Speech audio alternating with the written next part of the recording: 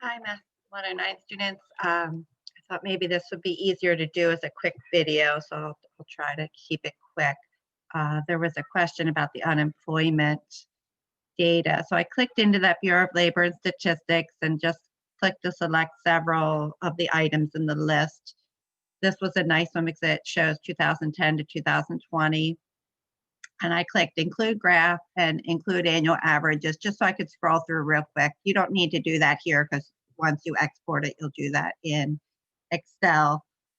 But just for a quick idea of unemployment, of course, is such a big topic right now. And you can see quickly in these graphs that you're going to have something to say because you can see what happened in 2020 and that rate is now going back down, but we're definitely not back where we were. But from pictures like this, you can see the unemployment rate maybe back to where we were in 2012, 2013, maybe close to 2014, right? You can see that the pattern has been slowly going down and then it shot right up. And again, most of these measures are going to show the same thing. Some of them were, this one says unemployed for less than 5 weeks. Keep in mind, these are numbers in thousands. So when you're getting this data, just keep in mind to look for the units. But you're going to see that big spike in pretty much all of these. So this is number unemployed for 5 to 14 weeks, right? 15 weeks and over. And you can see the patterns are similar, but not quite the same for the different amounts of time out of work. Um, So these charts are all very nice.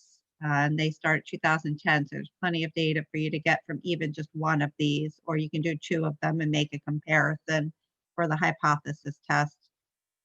Just keep in mind, you could quickly print this page so that you have all the information here. When you go to more formatting options, you can click that option here, that multi-series table, and it does print them out nicely, but it puts that series label there as opposed to the name. So you do have to remember to look at each one to know the units, right? Some of these were rates, some of these were other numbers. So you want to be sure you know which ones were percents, which ones were numbers, in thousands or whatever they were. Um, so again, I was under the data tools here and went into unemployment for this particular one.